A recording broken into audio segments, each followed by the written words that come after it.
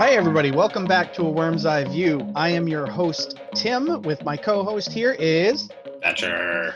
And we are doing the COVID-safe podcasting. We are actually doing this via Zoom, so we apologize if there is any inept audio quality. We'll get back in the studio as soon as possible for you. So before we get into the movie, we have a couple special shout-outs that we have to give out to a couple special listeners. The first is Colleen, who you know who you are. Back in the day when we had 0 listeners and we were trying to get some feedback from friends and family and nobody would listen to it. We got Colleen listened to every episode and gave us some really good feedback and wrote on our Facebook page with a recommendation, and she's listened to every second of everything that we've produced. So thank you, Colleen. Yes, thank you, Red. Yeah, the Red Hornet. And then the second one, I've never actually even met her, but we are pushing 100 listeners right now, right? Yep. We're just on the verge. And I would say a good half of them we have to attribute to Tara, who Tim works with, and he just happened to mention the podcast, and she's like, oh, I'll check it out. And so she listened to it. She's like, this is hilarious. And all the other people that Tim works with at his other job that I don't know any of them, they constantly are like, hey, Tara won't shut up about the podcast. She had me listen to it too, and I thought it was great, so I shared it with a couple of friends. And so thank you, Tara. I don't even know you, but I love you already. Yes, thank you, Tara, very much. And she's always asking me, when is the next episode coming out? And she's like, Monday? Why do I have to wait till Monday? Yeah, and I guess she's not even on social media, so she can't participate in any of our discussions or anything like Unfortunately. that. So Tara, get a Facebook just to pick on Thatcher and Tim and join in. Please do. Yeah. So yes, thank you, ladies. You are the best. And when we have merchandise, we'll send some free swag. You're getting free swag for sure. So today we're actually going to be reviewing 2014's John Wick, starring Keanu Reeves and directed by Chad Stahelski. I don't know if that's how you pronounce it, but it sounds very, would you say that's German? Stahelski? No, that's the opposite of German. Yeah. Well, everything in Europe is a little German after 44, right? Yeah, I guess. But yeah, I would say anytime I see ski, I go Polish. Yeah, or at least Russian or something like that. So West Poland, East Russia, Slavic. We'll say Slavic. All right, so he's a slave. And have you seen this movie prior to this watching? Negative. Okay, myself either. And I was not looking forward to it, actually. I definitely procrastinated with this one because action movies are not my favorite thing. Really? Yeah, well, it depends. Like I just saw this and I was like, ugh, I just kind of put it in the box of like Hitman and The Transporter and Taken and all of that stuff. Okay. But I was pleasantly surprised. I won't get into it much further than that, but I was pleasantly surprised. All right, I was too. So this movie box office gross was $86 million in the United States. In regards to the director's resume, it's very limited. He actually started out his job in Hollywood as a stunt, and he did a lot of stunts. So the only thing that he really directed was the John Wick movies, and then he has a couple of TV series, Highlander and Killer Be Killed. So not a very exceptional record, but I do have a note here that he actually was Keanu's stuntman in all of the Matrix movies. So I think that's where they met, and I think that's where he said, oh, well, let me bring Keanu in for this role. Yeah, that's cool. Yeah, because this movie was very stylized. It felt like a film student or somebody who had just gotten their hands on Adobe. So you're saying it was an amateur film? No, it was sometimes less is more, and I felt like there was a lot of stuff jammed in here stylistically.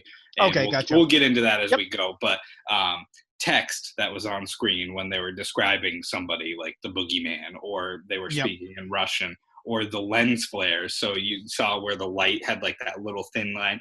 That was very dramatized, and they definitely screwed with the color palette in some of the downtown scene. It all looked really cool, and I'm sure your average viewer wouldn't even pick up on it, but for me, it just was all I could concentrate on, because I was like, again, it's like when somebody's learning to cook, and they're like, oh, a little salt, a little pepper, a little oregano, a little garlic salt, a little salt. They just start putting everything in, and it's like sometimes less is more. If you had just done one of those things, it wouldn't have stood out as much. So Understood. I think he did a good job, but I'm not surprised that this was like his first and only endeavor, just because, like I said, it felt very, this is my first time out, and I haven't quite figured out what my thing is, so it's gonna be all the things. So you, as a seasoned individual, getting into bed with a virgin, you'd have been like, "Oh my gosh, you're trying to do like too much at one time." This is how you took it. Well, that's completely different. There's no such thing when it comes to the bedroom. But okay, moving on. But yeah, I think my cooking analogy is a good one. It's like you didn't have to grab every seasoning in the cupboard there. Like one or two might have been nice. And again, I enjoyed this movie, but stylistically, I was like, you kind of tried to cram too much in there. Drink pairing. Yeah. Why don't you start? Sure. So it was cool. As I was watching this, again, kind of picking up on the color tone, the color palettes, and the general tone of the movie, I was like, all right, I'm going to pair this with something like dark and smoky, maybe. Like I was thinking like, you know, a snifter of brandy, or like an old fashioned, which is what I'm going to be drinking with this. And then later on in the movie, he's offered a drink, and then he says, whatever whatever you think is best. And the concierge goes, well, how about some bourbon? And I was like, oh, so an old fashioned is made with bourbon. So I was like, look at that, I'm on to something. You're in tune with the virgin filmmaker. Yeah, well, right, because I mean, that's the thing is, if I was given the kind of budget that he was given and Keanu Reeves, I probably would have done the same thing. I would have been like, no, we gotta use fucking Comic Sans fonts, and I see you didn't add an effect in that scene.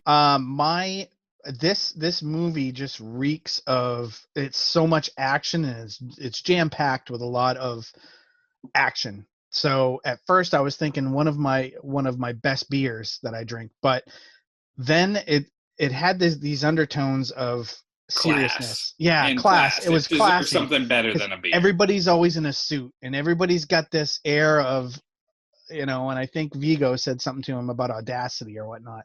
So for me, I would have to say a nice good Scotch. So Johnny Walker Blue is what you should pair with this movie. If you can't afford Johnny Walker Blue, by all means get one of the other colors, but you have to go with the best for this one. Nice, I like that. And for my own clarification, Johnny Walker Blue, I've never had it. Yep. How much are we talking? So if you're looking for like a liter, like $400. Oh, really? Yeah. Yeah. I've gotten that bottle once, nice. And I went through it in a weekend, which was bad. All right, synopsis. An ex-hitman comes out of retirement to track down the gangsters that killed his dog and took everything from him. Solid. That should grab you, right? Yeah. And that's a lot of words to put on the box. No, actually, sorry. Words on the box is next. So we have taglines from the movie, and there are 3. Don't set him off. I feel like that could go with a few people that we know. Yeah, but that one in a different light. Yeah. John Wick isn't the boogeyman. He's the guy you send to kill the fucking boogeyman. I like that. Yeah, that's an awesome quote and tagline. You know who you are. And then last is revenge is all he has left, which really is a good one too. Yeah, that is. It's not as like clever as the other one, but I did start thinking about that throughout the movie. I was like, man, this guy really is. He just literally has nothing to lose. Yep. You ready to get into it? Yeah, let's get into the plot. All right, here we go. All right. Opening scene is the abandoned warehouse district, like where he crashes into the SUV. Yeah, and it definitely had the feeling of, I knew this was not what was currently happening. I just knew instantly that this was foreshadowing. Yeah, I figured the same, but I was just taken aback because I can't remember a movie starting like that. Yeah. Where it's just like, within 5 seconds you've got an SUV and it's going like slow. Yeah, it's like, how could you miss that dock? Yeah, and it was like, huh? And then John Wick spills out of it, and you're like, all right. And we know it's John Wick because there's been multiple sequels, and I knew of this movie even though I hadn't seen it. But I think if we went and saw this in theaters, we would know this was John Wick, right? Like he was all over the posters. Oh gosh, and stuff. Yeah. Okay. So he spills out. and he's bleeding, staggering, and he's holding a pretty significant wound based on the blood in his abdomen. And he kind of leans up against the loading dock and slumps down and pulls out his phone and is looking at a video of, which I assumed at the moment was a girlfriend or his wife or something like that. And then he like kind of passes out or dies. You can't tell, one or the other. Yeah, and one of the things that first came to my mind is he's got an iPhone, right? And so his finger is all bloody, like there's blood getting on the screen, and he's sitting there pressing the play button, and it boots right up instantly. And I chuckled to myself, and I was like, if that was me, I'd be like, God damn it. God damn it. God damn, yeah. Like you got to put your password in, and it's like, yeah. No, you hit the 0 in the wrong order, and I'm like, fuck it, I'm just gonna die. And you know what? He was so beat up that facial recognition wouldn't have worked either. Yeah, so that's all I thought. I was like, I'm out. I'm like, I can't, get into this. This movie is fake. Like the iPhone working the first time you touch it. Yeah. I'm just kidding. And I didn't realize until I read the trivia and the cast and crew at the end, that's Bridget Moynihan? Yes. How do you pronounce her last name? Yes. I guess she's a model and actress, but I only remember her from Tom Brady's first girlfriend. Really? Yeah, he knocked her up. Because she's in a bunch of stuff. He knocked her up in the early 2000s before he got with Giselle. True. Well, you know me. I'm a diehard football fan. I get you. I get you. Like you might know OJ from the Murders. I know but him. You know from the juice is loose, baby. OJ is innocent, but Rob Blake, he did that shit. Yeah. Well, Michael Jackson didn't have a problem fitting the glove on. I don't get it, but whatever. He didn't have a problem fitting anything on. So, anyways. So then it cuts to an alarm clock going off, and the alarm clock reads 0600. John Wick is getting up out of bed, and there's this really effing nice house. I feel like it's one of the ones I would swear at while driving by. Very modern, though. Yeah. I'm not jealous of the modern design and architecture. No, I loved how it was open, but it was just too LA. Yeah. So he's seeing flashback. I'm sorry, go ahead. No, that's what I was going to say is before we go much further, the flashback of his, they never, did they explain that was his wife? No. Yeah, they said he's just having flashbacks of kissing her, of the beach, of this and that. And you obviously assume it's somebody of significance in his life. Yeah, and then she collapses on the pier. Right, it's like, oh shit. But COVID. Yeah, right. And so this being an assassin movie, it just is literally they're embracing, and then she falls down. Yeah, you thought she got sniped. Yeah, so I was like, oh man, did she get hit? And that's why was that part of the scene that we just saw the flash forward or flash back to, right? Yeah. And it turns out later on that she was terminally ill. Right. Yeah, it was pretty bad. It was pretty bad the way they did this. Yeah, and that's not a spoiler alert because we find that out within the first 10 minutes. 5 minutes, yeah. She was terminally ill, so she knew she was gonna die, and that's why she sent him the package that he gets. Oh, no, but that's why she sends him the package that he gets later on this day, right? At the end of this day. But she just, how the fuck did she do that? Was that in her will? Hey, lawyer, send this package when I die? Because you gotta be pretty, yeah. I don't know, because you it's one thing when you're terminally ill with cancer, so you are oh shit, I better brush up on my will or something like that. But to get the date correct, that the day of your funeral, this package shows up for your husband, but you're out feeling well enough to walk along the pier, and then you just collapse. I don't know. That did. Hollywood artistic license at its best. I know, but that's the kind of shit that I thought about. Rather than a UPS truck showing up or FedEx or whoever the fuck it would have been better if it was the estate's attorney and was I agree. This, it's, I don't know. And that's the kind of shit that just hangs me up. But here we go. I mean, of course, we're looking at it from Worm's eye view. We're overcritical, but we can be. Screw the industry. Yeah, fuck them. Especially when I tell you it was something that they wasted a shit ton of money on in a couple minutes. So no pun intended. The very last flashback is the wife is in a hospital bed and she's bald. John is saying his goodbyes to her or whatnot, and he kind of looks over his shoulder at the doctor and gives a very slight nod. And I'm thinking to myself, okay, well then she doesn't appear to be on life support. There's nothing assisting her breathing. There's nothing attached to her other than an IV. And the doctor goes over behind the monitor, and then she goes asystole, which is a flat line. So her heart rate just goes to a line. And I'm like, the doctor didn't fucking do anything. So how is she dead? Yeah, he did. He Kevorkian'd her. Yeah. He's like, I'll snuff her out. Maybe that's what he did, is he went behind, like, where the injector port was on the IV tubing, and it was like... It was on the opposite side of the bed. I made a note. I know. But now who's talking about artistic license? All right. Okay. All right. Moving on. The ending of this first scene is he's carrying her bracelet away, and that's of significance because he keeps that by his alarm clock. And then he's at her grave site, and guess what? It's raining. Of course, it always rains at funerals, and it's like rain. Oh, wait, that's on a wedding day. Yeah, that's on a wedding day. Well, that's a funeral in some senses too. So, not for me. Not for me. Penis, though. No, yeah, that's what you meant. Yeah, you're destined to this one orifice for the rest of your life. And you're lucky to have that, son. And literally, it's one orifice. Your hand in a circle shape. So Willem Dafoe. Yeah, approaches him, and I was psyched to see him because he's one of my favorite actors. And he approaches, and we don't learn his name or who the hell he is, but he just comes up to him and says, "Oh, I heard she passed away. My condolences." Yeah, and it's obvious that John is kind of like, glad to see him, but is like, what are you doing here? And it's obvious that he's somebody from his past that he's kind of mixed feelings to see. Yeah. So then we get on to Wick is at his house, and the doorbell rings, and it's a delivery. And it's a very podunk delivery service. And you can't tell at first, but it's an animal crate. And you're like, what the hell? Who delivers? Abby. She would, if it goes by weight, I would never ship her. Yeah, that'd be too expensive. Yeah.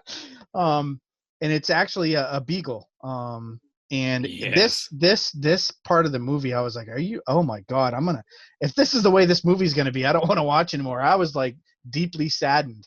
So the wife arranged to have this dog delivered while she was alive, and this card reads, "Hey, I'm gone, but there needs to be something for you to love, and let this be something you love, and not just your car," which is funny. And there's this, it's just a very, very sweet gesture by his wife that he obviously is moved by. Yeah, it was tough. And not to make it like, I don't want to make it sad because we're a comedy podcast, but I actually kind of had that a little bit. My mom passed away from cancer in May. It'll be 10 years ago, actually. But she would buy Christmas presents year round. And so even though she had passed away like 7 months ahead of time, my dad was able to give me like one of the last presents she bought me, which was like a Christmas ornament. And it was like a brass key, and it was like Santa's key to get in the house or something like that. So just a tiny little trinket, but it was crazy because even though she bought it while she was still well, it was like you received it after her passing. And it was, so this scene must have really hit you then. Yeah. And especially like, cause I have a beagle too, even though he drives me nuts. You do. Yeah, you do. They're the worst fucking dogs. Poor Bailey. They are the cutest puppies. And I was like, oh my God, that reminds me of Bailey when he was a little guy. So no, I was like, wow, I remembered that feeling. Like I didn't even have to imagine that. And then, I'm sorry, go ahead. No, you please. Oh, I was just going to say, and then there was some doggy owner hijink shenanigans of like, no, you get out of bed, you sleep on the floor, and then he wakes up to the dog licking his face, which I can tell you beagles are super stubborn, so that's the story of my life there.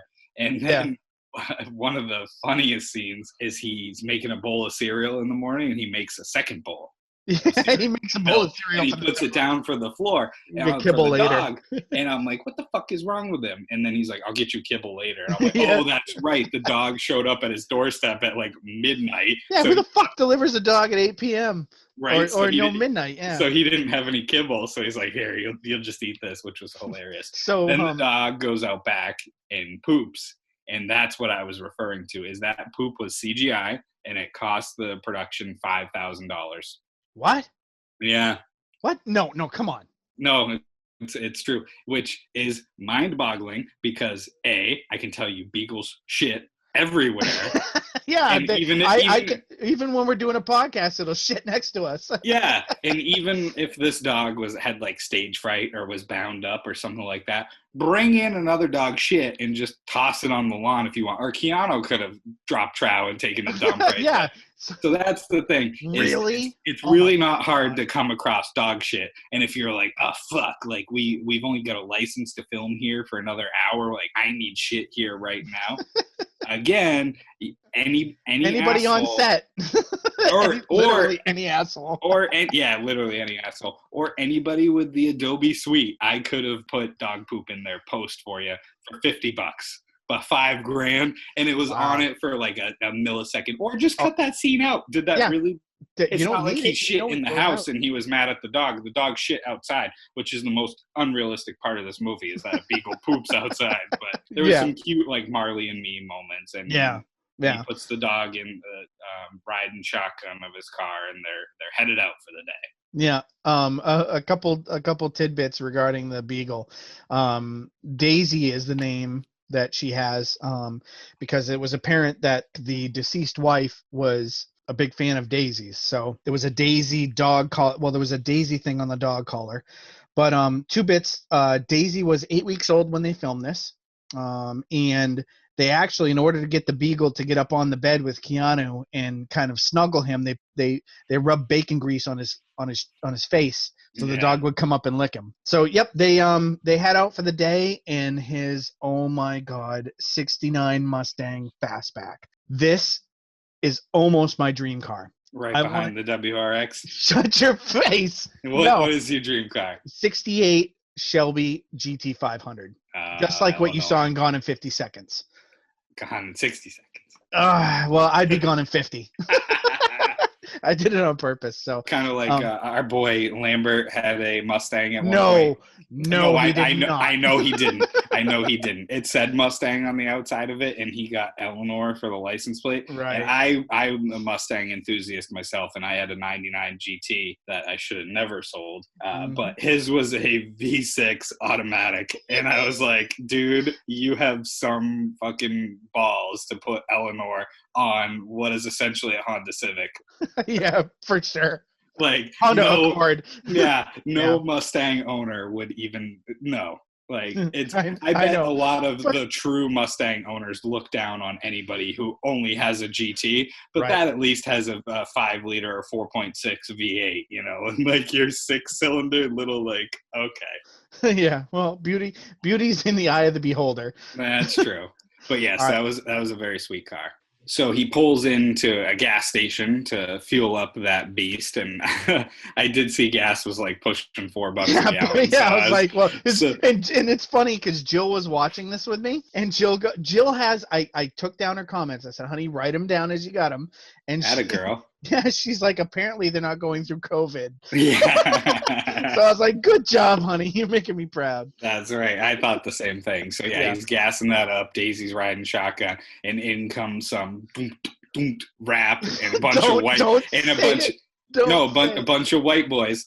And I was like, oh, of course. What did they pull up in? A BMW. I was like, Tim's gonna have something to say about that. And so I originally wrote down a bunch of white boys, and then when they got out, you realize they're Russian and they're older adults. But yeah, and they showed up in a BMW 750 Li. Which starts at $94,000. One of the newer ones on the key fob, it actually has a little electric motor in it. So if somebody parks too close to you, you hit the button on your key fob and the car backs up 10 feet so you can get into it without getting door dinged. Yeah, so at least they're driving around in a fucking sweet BMW. Yeah. But going back to Tim's joke, the pricks on the inside, right? Yeah, well, hey, look, the scene speaks for itself. Yeah. So one of the younger Russians comes up to him. He's like, sweet car, Mustang, right? And starts like pounding on the hood. And it's like, even though it's metal, not like aluminum or some sort of alloy, I'd be like, yeah, no thank you. And he's ripping a butt, and he goes over and like sticks his hand in the car. I was like, oh, I love dogs. And then he goes, how much? And Keanu was like, or I'm sorry, I should use the character's name. John Wick's like, he's like, how much for the car? He's like, oh, she's not for sale. And then he says in Russian, because they give us subtitles, Yep. Everything has a price, bitch. And John Wick, without missing a beat, says, not this bitch. Yeah. Nice ride. Mustang. Cost 429. See you 70. 69. Beautiful car. How much? Excuse me. How much for the car? She's not for sale. Всего сука я цвецена. А вот и сука нету. And like he looks at him, he's like, "What the fuck?" fuck? Because like this random white guy at the gas Knows station speaks Russian. And so then one of the older Russian guys comes and drags him off and says to Wick, like, "Have a good day, sir. Sorry to bother you." And then he takes off and he heads to the airport. And I was like, "Oh fuck yeah!" Like as I was chugging up right there, I was getting ready. And as much as it would be super sweet to bomb around in a fucking Mustang out on like the tarmac, that is like the least cool thing you can do at the airport. Is he just sits there and fucking hammers around in that car. I'm like, he's not gonna fucking fly anything. Like, and I can tell you that's definitely against FAA regulations. Like, Yes, it is. even if you're over parked with like the fucking plow trucks, there are ironically movement and non-movement areas, and you ain't allowed to move in a non-movement area. You know he's throwing FOD all over. I'm the sorry, place. in a movement area. Yeah. So yeah, he's just sitting there doing burnouts and donuts in that Mustang and hammering back and forth. Theoretically, with Daisy riding shotgun, you know how Right, dogs, you know that dog is an ejected passenger. yeah, dogs have trouble like standing up in the car, like whoa, like going down the road to go to the vet. Like Daisy would have eaten the dash like 6 times. So that's irresponsible pet ownership. It is, but he's new to this. He's new to this. So he leaves the airport and he goes home and goes to bed for the night, and with Daisy in bed. And then he wakes up to a Daisy home invasion. hopping out of bed. Yeah. Yeah. And it's a home invasion. It's the Russians from the gas station earlier, and they're like, "Where are your keys, bitch?"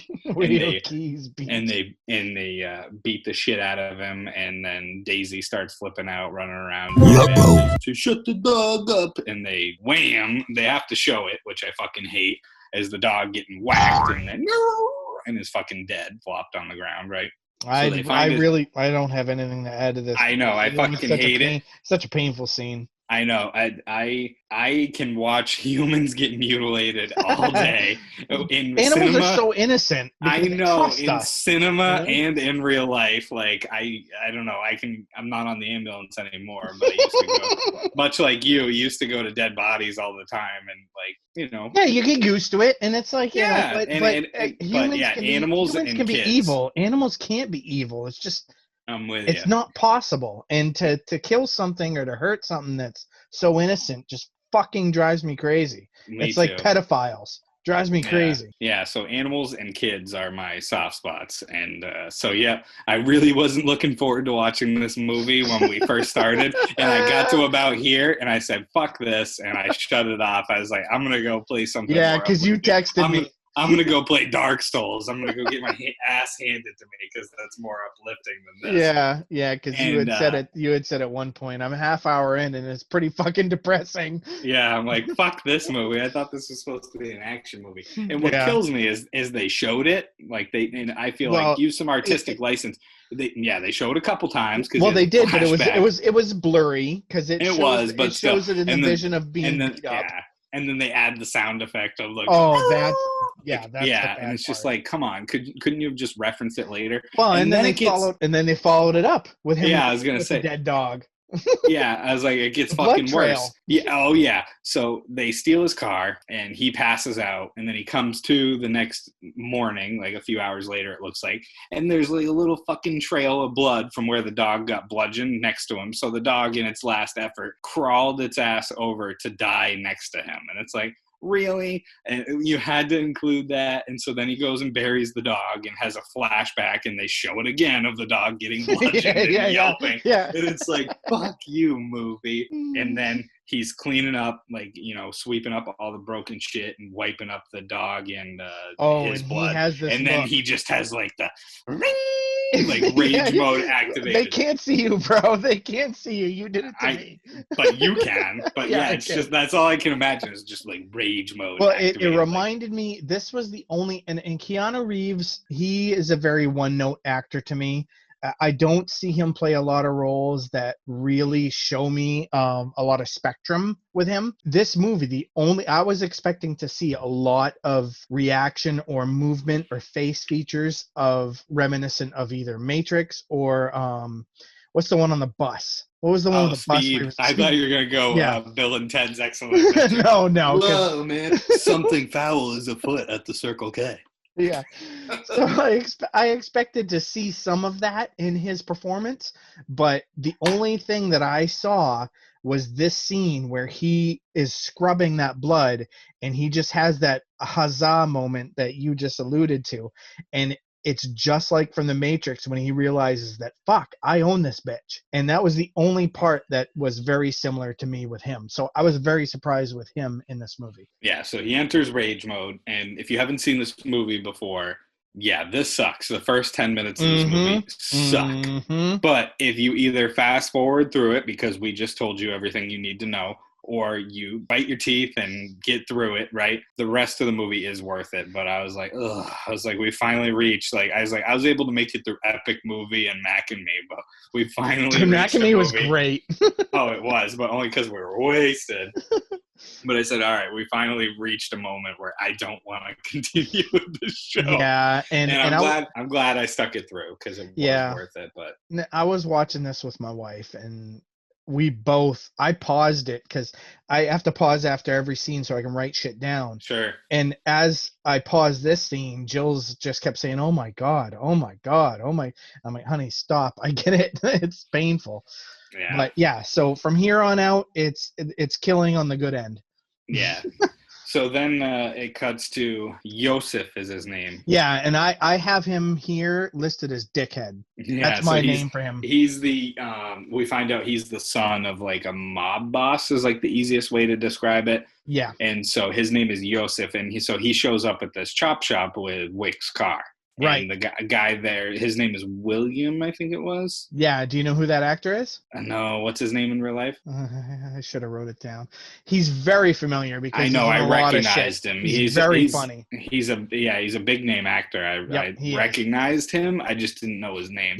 Yep. So but he turns around. He's like, "Where'd you get this car?" Yeah, and it's obvious he knows. Yeah, his eyes bugged out, and you could tell that he knew who the car was. So Wick goes out to the garage because he's got another car, like an SUV, and they've broken all the windows and windshield. So it's obviously his wife's car.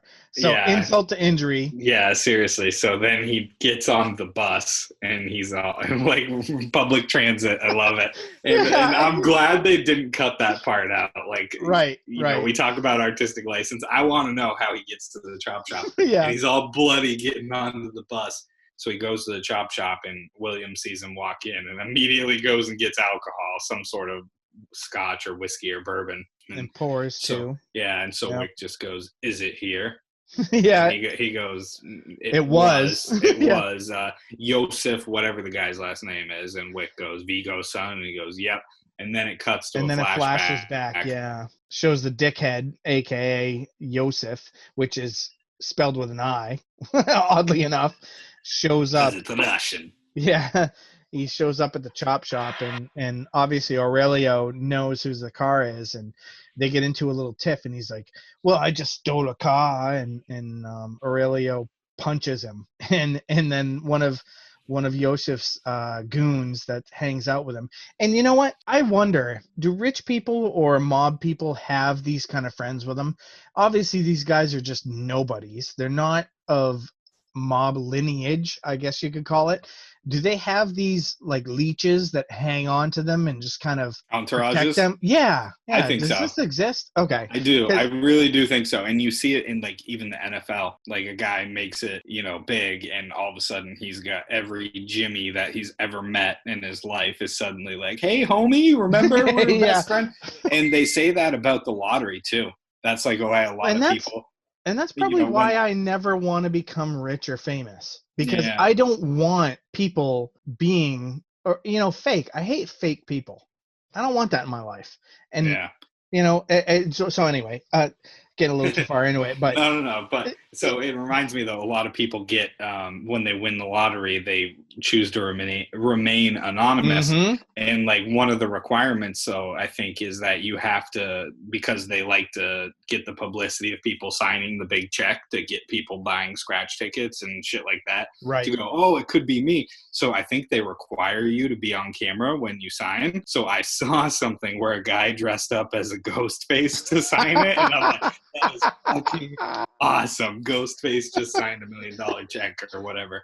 But yeah, they say that like the lottery, quote unquote, like ruins people's lives because every Right. Sam, Joe, and Ed, every cousin that, hey, how you doing? Right. That's yeah, I'll That's hang out with up. you and just carry a pistol and stick it in people's faces if you pay my fucking car payment every month. Like, Yeah. shit, yeah, man. Yeah, and that's unfortunate, But anyways, this entourage that's with him, kind of puts a gun in Aurelio's face, and he's like, "Really? You're gonna put a gun in my face in my shop?" And so they back off and they take off, and that's kind of that's the end of the flashback. But right after that, it goes back to current time where Aurelio is talking with John Wick, and he's like, "Well, look, he says, I need a car." And this is awesome because this is the kind of chop shop that I would run. And he bombs out of this chop shop in a Chevelle. Yeah, super sport. Oh, fucking SS. love it. I love it. And Yeah. And I tell you what, you pick on me for my WRX, but the only reason I picked that WRX, to be honest, is because it's all-wheel drive. So it's good in the summer and the winter. It's the best of both worlds. If I had my choice, if I made more money, I would have a muscle car and a piece of shit for the summer, but I don't have more money. So honestly, I would really have a muscle car if I could. So I hope I get a little respect from you on that. Yeah, but you could have gone the route I go. My car's all-wheel drive. It's got twin turbo in it, but I look like an adult driving it. So we'll get you into a nice. We'll get you into a nice BMW. We can sit here and spar all day. I will just agree to disagree. How is that? Heated seats, heated steering wheel. Yep. Respect from society. A dildo for an ornament. Yeah. Whatever, moving on. Yeah. So then the phone rings at the chop shop, and it's Yosef's father. And he goes, "I hear you struck my son." Yeah, and he's on the top of like the tallest building in New York. Yeah, he's the clearly, poshest pad. Yeah, he's clearly well made, or at least connected. Yep. And so Aurelio doesn't back down at all and goes, "That's correct." And he goes, "Might I ask why?" He goes, "He stole John Wick's car and killed his dog." Yeah, to which, what does Vigo say? Yeah, he says one, and hangs up. One word. It. Oh. Yeah. Aurelio speaking. I heard you struck my son. Yes, sir, I did. Yeah, may I ask why? Yeah, well, because he stole John Wick's car, sir, and killed his dog. Oh. So you can tell that this John Wick is somebody not to be fucked with because, Daddy was not impressed up until he learned it was John Wick, and now he's not impressed with Yosef. Yeah, and then the scene morphs into Yosef showing up, and I assume it's the same building where Vigo was talking with Aurelio. Yeah, same pad. Yeah, same pad. I'm sure he has multiple, but he goes upstairs, and there was obviously a job that went down that Yosef had to do, which went on without issue, but Vigo's obviously focused on this issue with John Wick, and he says, he punches his kid. I think he gives him a gut punch or something. He gives him a shot, and then he punches him in the gut, and he's like, "You fucked up." And he's like, "Well, I didn't do anything. Nobody saw us." And he's like, "No, it's not about that." And he's like, "Well, I stole Atlantic City." Yeah, he's like, "I stole a car from a nobody." That nobody is John Wick.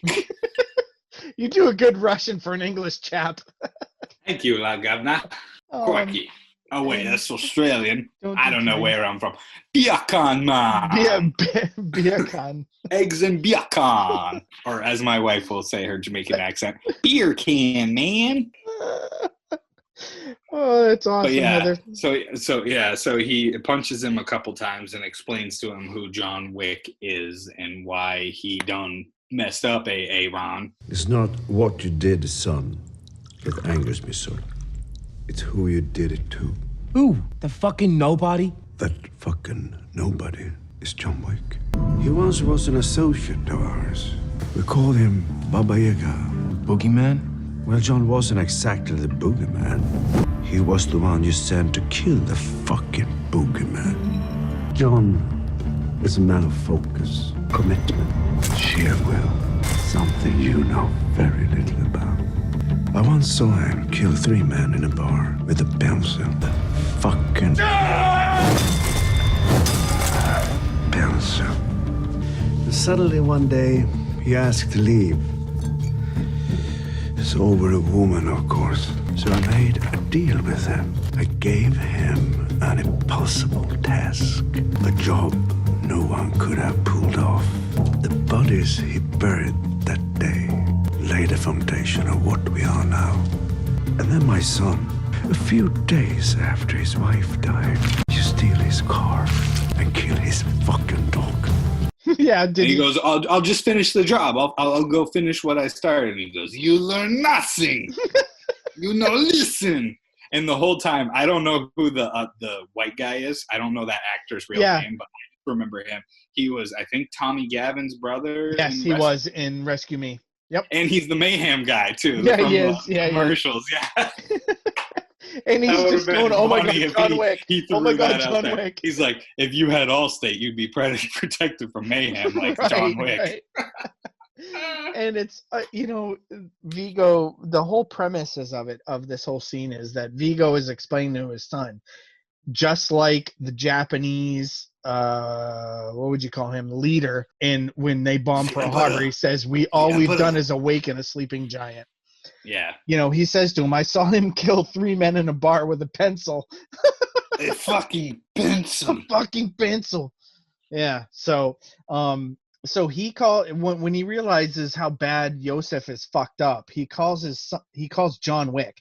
He actually goes into his vault and he pulls out a book, and it's obviously, it's not a black book because that's people you slept with. Hopefully he hasn't slept with John. So it's a red book. It's a red book. It's a red book from Mother Russia. Mother Russia. So he calls John Wick. While he's calling John is actually taking a sledgehammer to his basement floor. And I'm like, okay, he's digging up either Jimmy Hoffa or he's getting some really cool fucking weapons.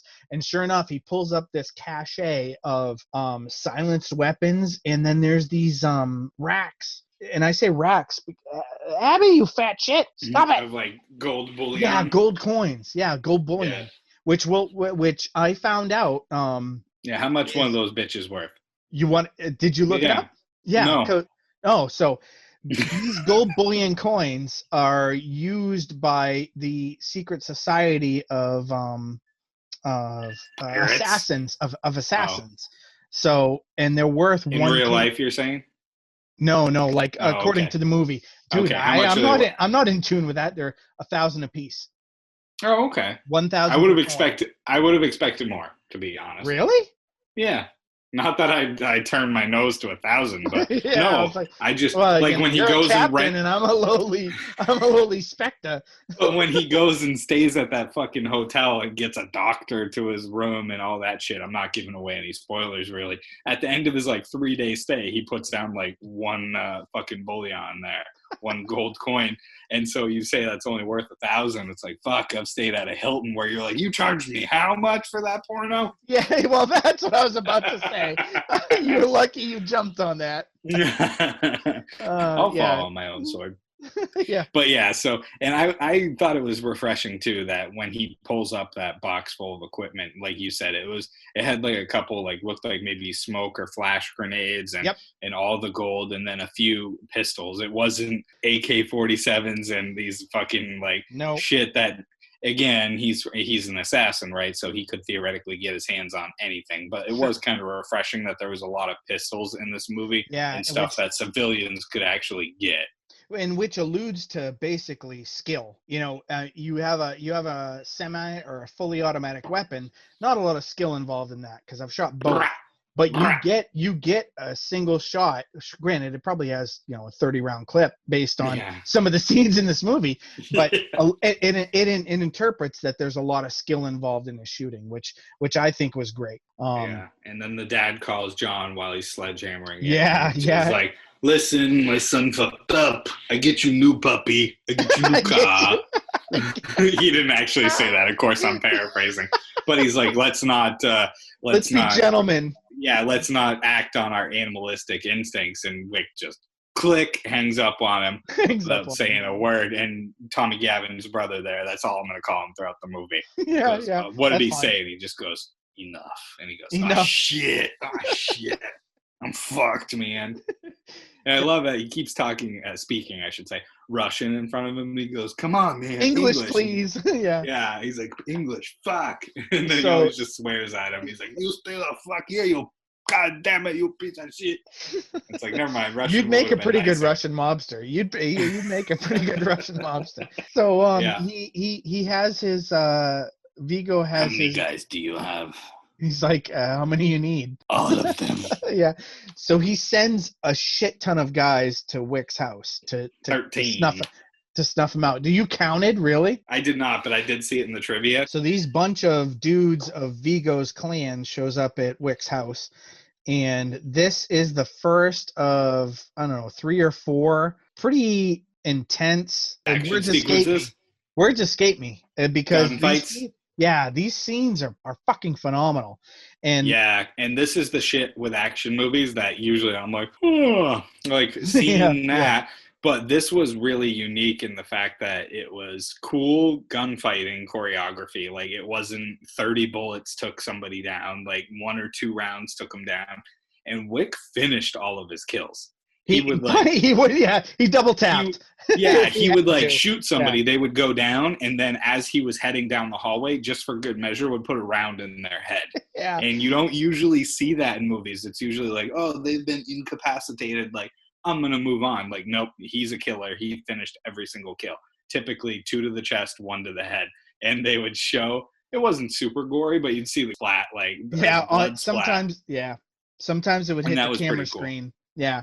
And I did read that he trained for 8 hours a day for 4 months to do all the moves and learn all the gunplay and things like that. He incorporated many kind of gunplay with his scenes. The Weaver stance and some other ones. That's the only one I know, because that's basically what you use in a long-term engagement, is because a Weaver stance gives you like a tripod kind of stance, so you have the most kind of accuracy. And critics said that he did so good with moving in and out of each kind of approach at shooting. I was so impressed with him that I Googled him after watching this movie, and I found some clips of him on shooting ranges going through and doing different weapons. He was using handguns, shotguns, semi-auto rifles, and things like that. And he just completely impresses me with how much he got into this. It was really impressive, because he did 90%, according to my research, 90% of his stunts and moves in this movie. So I was really impressed with what he did. Yeah, and he definitely looked like he's handled a weapon before. No euphemism there. But sometimes in these action roles, it's like you can, like, they almost see like their pinky up, or they're touching it like, oh, it's dirty. I hate guns. These are bad. Here's a little interesting tidbit for you, though. So, as we alluded to in a previous episode, I almost had my criminal justice degree. The term cop is actually an acronym for community-oriented policing, because back in the 70s, that's when SWAT teams first started, and police departments felt that they were becoming too militaristic and that they were not engaging with their community enough. So they rolled out this community-oriented policing, like, hey, I'm your buddy, I'm your pal, I'm just here for the bad guy, right? And part of that was they wanted an image change across the board. So they used to say anytime they engaged in lethal force, they would shoot to kill. That was what they used to do, right? And they were taught to fire 2 rounds center mass. After community-oriented policing, it was shoot to stop the threat. 2 rounds, center mass. So they just kind of painted everything with like a PC paintbrush. And for a while, they were really going the community-oriented policing route. And now, as you know, every cop kind of thinks they're a Marine. Right. Well, half of them are, dude. Yeah, I know, but they're kind of going. The pendulum is swinging back the other direction. So I think that's why you see cops reading fucking kids' books on Facebook and stuff like that. But I just think that's funny that the location and the strategy never changed. Just we changed it from shoot to kill to shoot to stop the threat. Right. Well, yeah, because more. And then Wick brought it to another level because 2 rounds center mass and then 1 to the head, motherfucker. Yeah. He's got like 40 round clips. It's crazy. And these guys that break into his house couldn't be more inept, right? They're dressed in all black, which, okay. Then they're wearing the balaclava, like ski masks, so their faces are completely enclosed. So they're just seeing out of little fucking eye holes. And then they're running around with mag lights. Yeah. I noticed that. Just like, announcing their position. Coming from. Yeah, announcing their position like 15 feet away. The one thing that did disappoint me is I thought it would put it pretty cool if Wick like put on a balaclava and like impersonated one of them. And Yeah, was that like, would have been hey, funny. Are we clear on the right? And like, hey, bitch. Like that would have been sweet. I feel like that was a missed opportunity. But he smokes all of them, right? Kills them all. Yep. And then ends up stabbing the last one, which the you very could see, last like, one. You could see the bloody knife. Oh going my in god! and out, Yeah, and I was terrible. like, oh, that was a right little in the trachea. Yeah, a little unexpected. Gore. But the best part, I mean, I'll allude to this after when we go pick our best kill. But the best part of this scene was right after he stabs that dude in the throat with the knife, the doorbell rings. Ding dong. And it's the fucking local PD.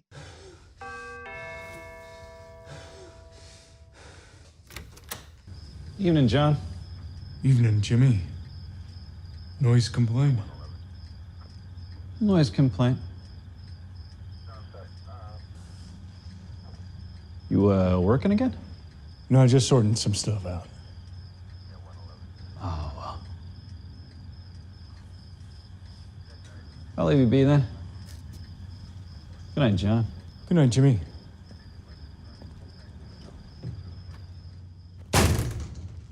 It's so funny, and they call each other by name. You know, John answers the door, and he's like, "Hey, hello, Jimmy. Yeah, His hey name Jimmy, was Jimmy. Hey Jimmy, what's going on?"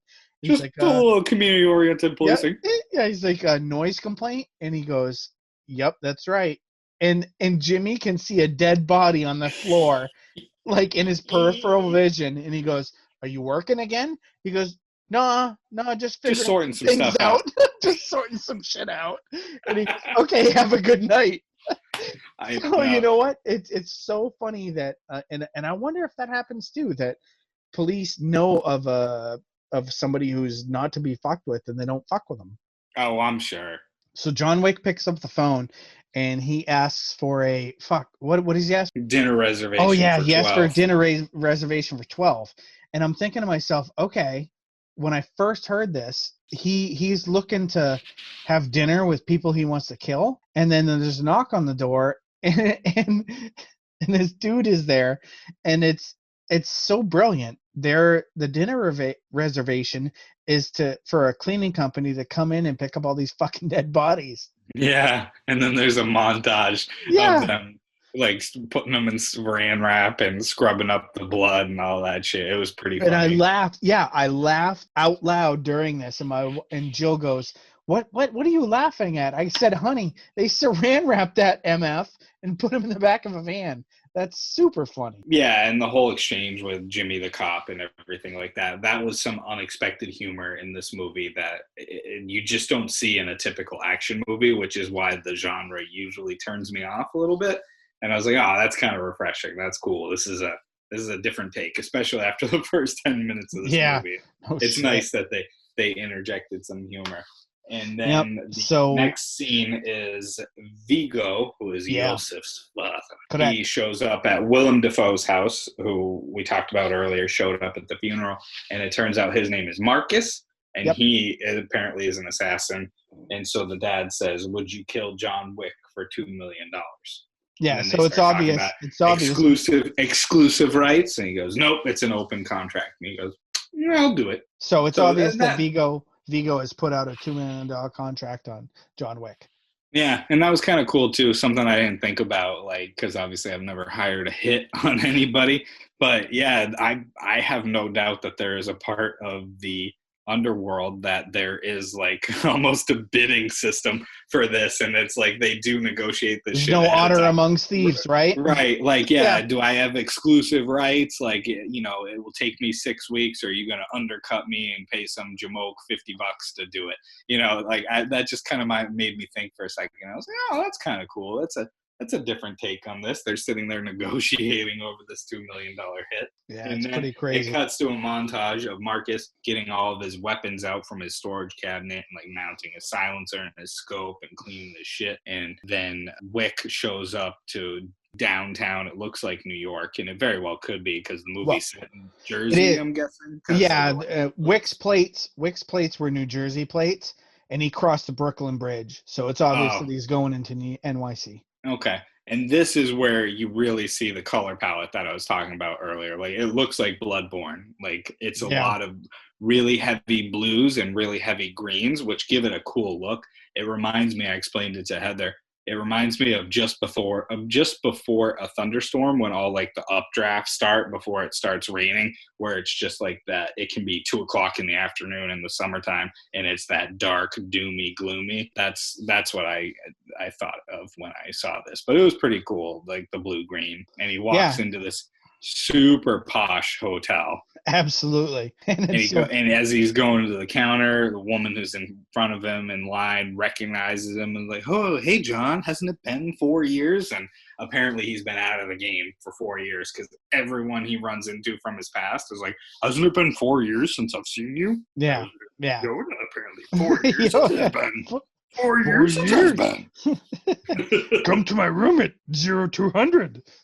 I'll show you my green Willy. I call him Kermit. I think Yoda would have been a funny porn character. So bitch, suck it.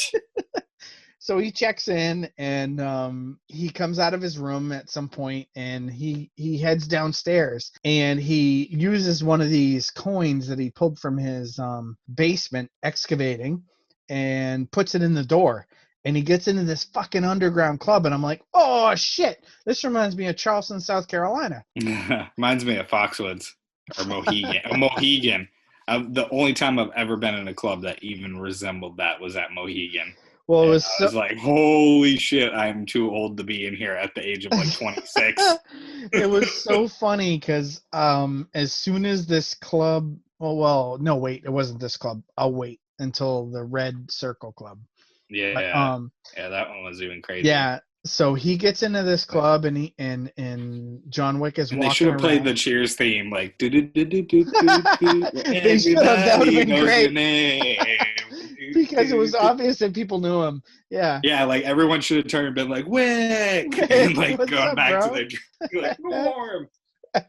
But yeah, he goes and he meets with this you can tell he's an important guy. Like, you don't know who the fuck he is, but he's sitting in the corner all by himself, and Wick says he wants a meeting. He says, where's Joseph? Oh, okay. And he's like, we have rules here. We have rules here. Have a drink, to, chill out, and we'll talk business after, pretty much. Yeah, and they alluded to earlier that there was an assassin other than Marcus who was willing to break the rules and take Wick down at this hotel for double the contract price. So you kind of figure out that this is like a hotel for assassins, apparently, and there's certain sets of rules here and stuff like that. And so he goes, go to the bar, get a drink. So he goes over, and the smoking hot bartender remembers him and goes, oh, this one's on the house. And on the cocktail napkin, it says the Red Circle. And he turns and he looks back at the guy who I can't remember his name. And it's Winston. Winston, thank you. He kind of gives him a smile and a wink. And so then it cuts to the Red Circle is another nightclub where he can find Yosef. Yeah, so one of the bits I had here when we talk about John Wick is obviously going after Yosef, who killed his dog and stole his car. He is getting ready. He's suiting up. He's getting all of his shit ready, just like he did in going to trying to save who's the dude in Matrix that he saved from the building? I don't know. The black dude.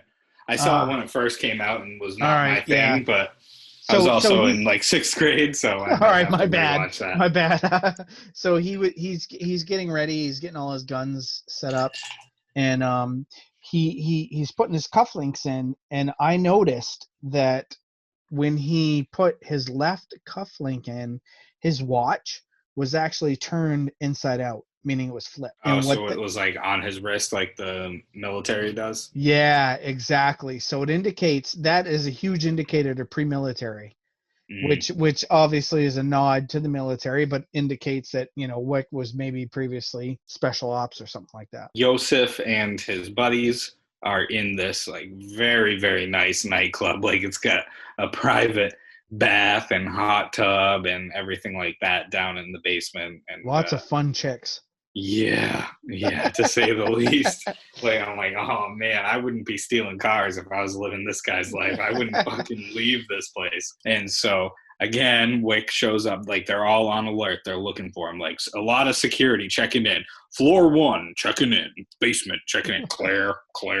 Right. And so Wick is able to sneak up behind the bouncer at the front door, who is literally like leaned up against the front door. So, but whatever. And he holds a gun up to his head and he's like, "Hey, good to see you." And so by the voice, he recognizes it's Wick, and he's like, "You lost some weight?" He's like, "Yes, 60 pounds. 60, yeah, 60 pounds." And he says it in kilograms or something like that. He goes, "How about you take the night off?" He goes, "Very good, Thank Mr. you, Wick." sir. Yeah, so he lets him live, and he infiltrates the club, and he's sneaking through the basement, killing off people stealthily. Oh my god, this guy is like killing everybody. It's fantastic. And, Yeah, and in the meantime, he's always got his eye, or at some point he kills his buddy, I forget his name, but he goes into the bathroom while this guy is prepping after a shower or whatever and kills him, and it was one of the ones that was at the gas station. Yeah, and then there's a couple bodyguards that get offed on his way to Yosef, a couple friends, and then while he's like getting ready to make his move, he gets stumbled upon by one of Yosef's buddies there, and that results in a couple of gunshots. So now Yosef throws on a towel real quick and starts running through the club wearing just a towel. And then Wick pursues him with his gun out. And none of the club, they all must have been oblivious. Because they did not, like, they reacted more to the guy running through the club wearing just a towel than they did with the guy waving his gun everywhere. I was like, what's this guy doing? And they're like, oh, hey, just a dude chasing him with a gun. It's a Russian club for you. There you go.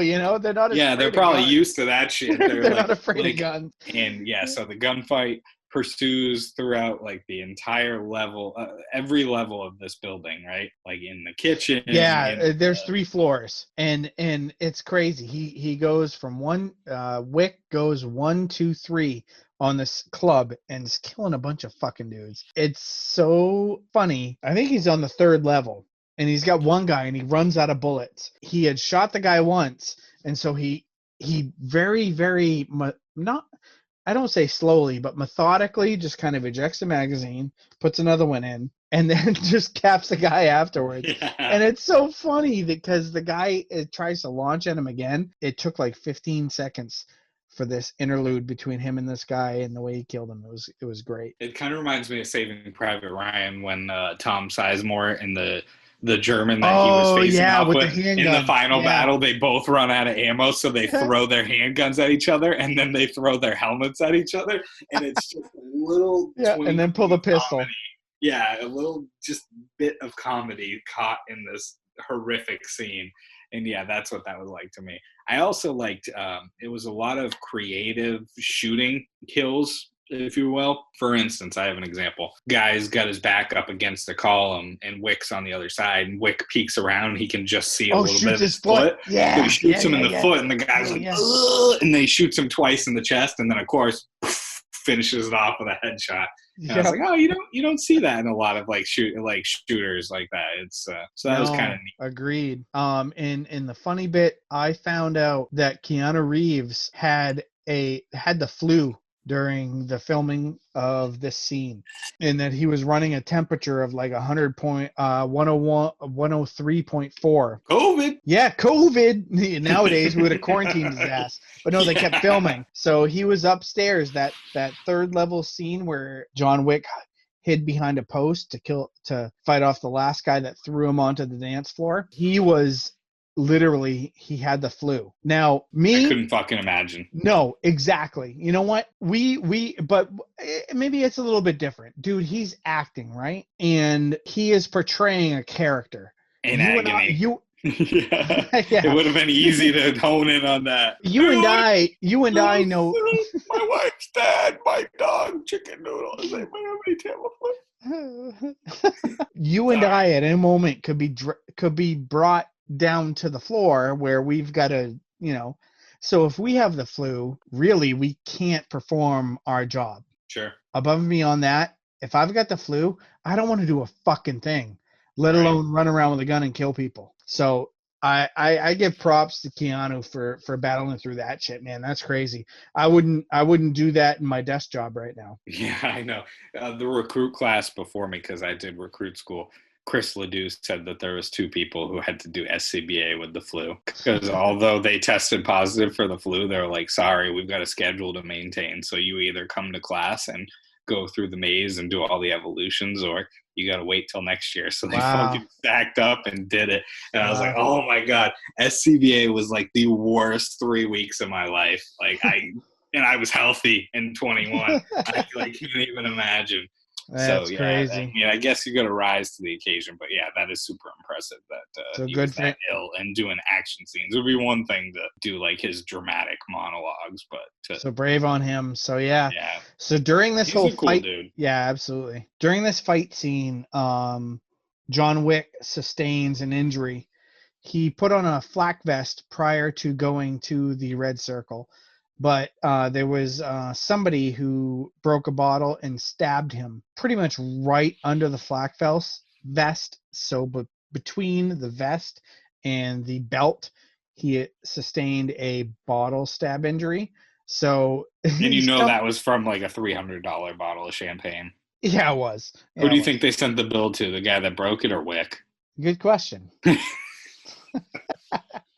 I would think they're both responsible. So you see that on the bill the next day when you're checking out. You're like, Debbie does Dallas in a bottle of fucking Cristal. Like, no, I got stabbed with that bitch. You consumed most of it. You're still peeping Debbie does Dallas. You got to up your game. There's so much better material since then. Why? What are you watching? Nothing. So anyway, so he stumbles into his hotel and goes up to the concierge, which is great. And there's a little interlude between them where he basically says, is there a doctor on call? And he's like, well, yes, sir. Of course. 24/7. Yeah. So he's like, okay. And may I suggest a drink? And that's where you alluded to earlier. He suggests, a beverage, and he sends up some bourbon. So he sends him a bourbon and a doctor. So he goes up to his hotel room, and I'm going to steal a page out of the Book of Tim and be racist right now. And of course, the doctor is Asian. Gotta be. And you know that even though he's a doctor, his parents are very ashamed of him. They commit seppuku. You can just picture that. You can just picture them at home. Be like, your brother Ichiro, #1 dermatologist John Hopkins. You stitch up my bus. You dead to us. No? No. He's moonlighting. He's just moonlighting as, he has a regular job. His parents are proud of him. You know what? You just took it a step further. I used to be #1 doctor of Japan. I don't know if there's any nationality you couldn't impersonate. I'm sure there is. So yeah, the doc heals him up, gives him a bunch of stitches in his bottle cut, and basically says, "Hey, look, keep it easy. If not, take 2 of these pills before, in case you got to do some work." And it's obvious this guy knows who he's healing and whatnot. That'd be a pretty cush gig, though. You being a doctor, like healing assassins? Yeah. if you like fuck up and write the wrong prescription and kill him, like nobody's coming after you for malpractice. I guess this is true. If anything, you're getting $2 fucking million in your bank account the next day. You're like, where did this come from? So we see Marcus again, and John Wick is gonna, of course, he's kind of fucking laying on his bed, all chilled out. Getting ready for some Skinamax. Yeah, he is. I got a couple painkillers and a snifter of bourbon here. Marcus is on a different building with a sniper rifle a little ways away, and he's watching him. And you're thinking, all right, yeah, he's going to snuff him because he's got a clean shot. But as he's got his sights on him, he sees the front door of John Wick's room open. And, of course, in his coming, it's Mrs. Williams, right? Is that her name?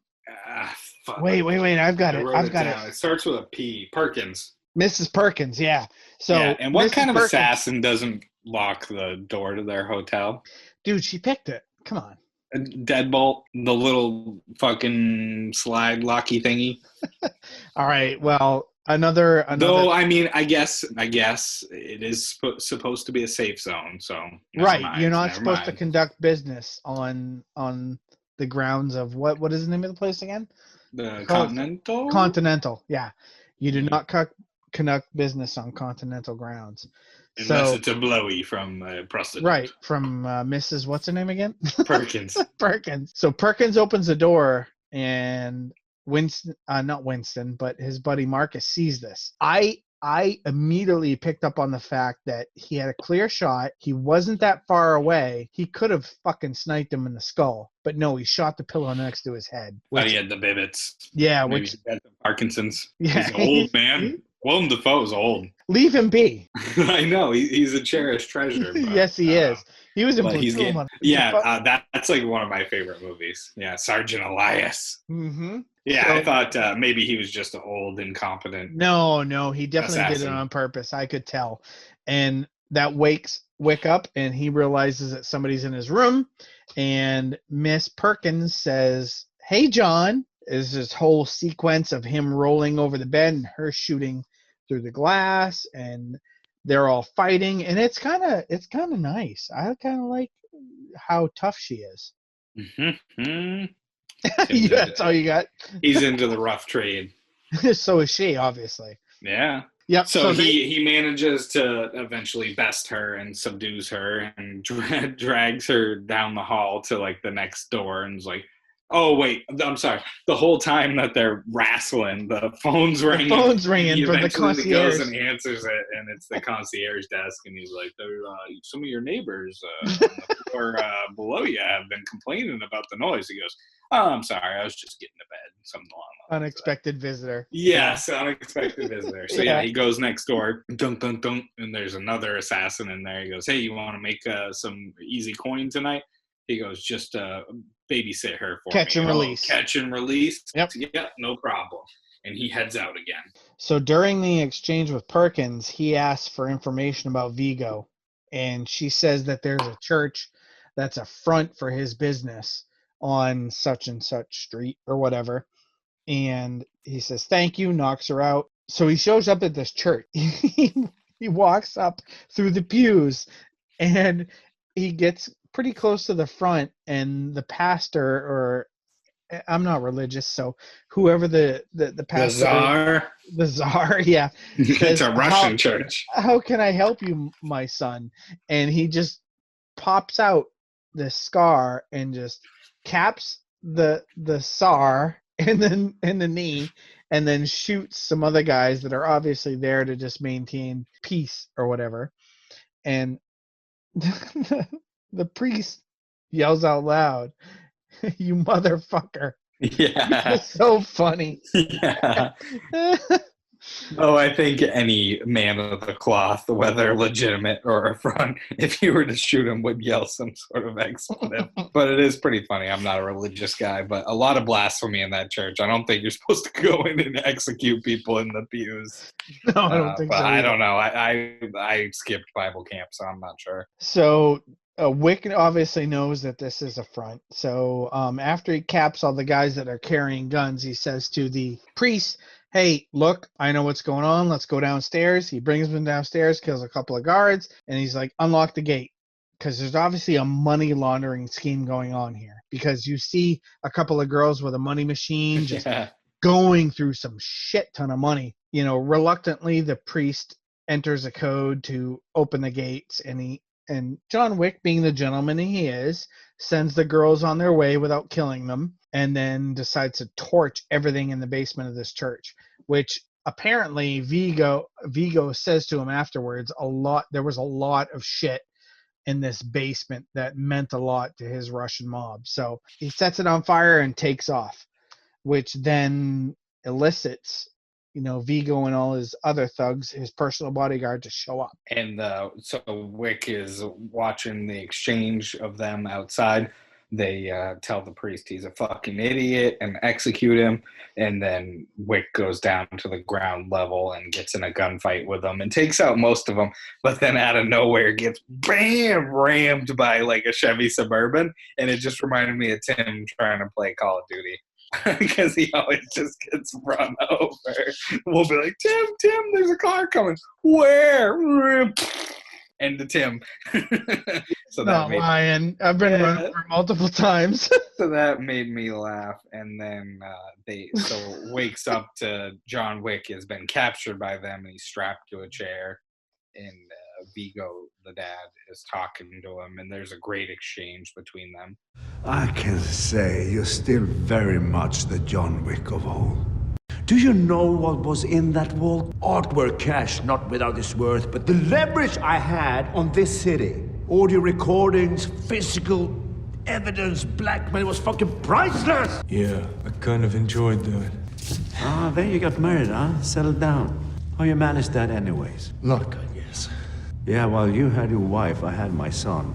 And believe me, you had a far better deal, you know. And then you left. And the way you got out, lying to yourself that the past held no sway over the future. But in the end, a lot of us are rewarded for our misdeeds, which is why God took your wife and unleashed you upon me. This life follows you, clings to you, infecting everyone comes close to you. Step aside. Give me your son. It was just a fucking car, just a fucking dog. Just a dog. When Ellen died, I lost everything. Until that dog arrived on my doorstep. A final gift from my wife. In that moment, I received some semblance of hope. An opportunity to grieve unalone.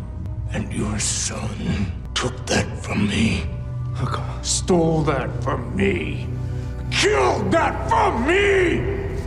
People keep asking if I'm back, and I haven't really had an answer.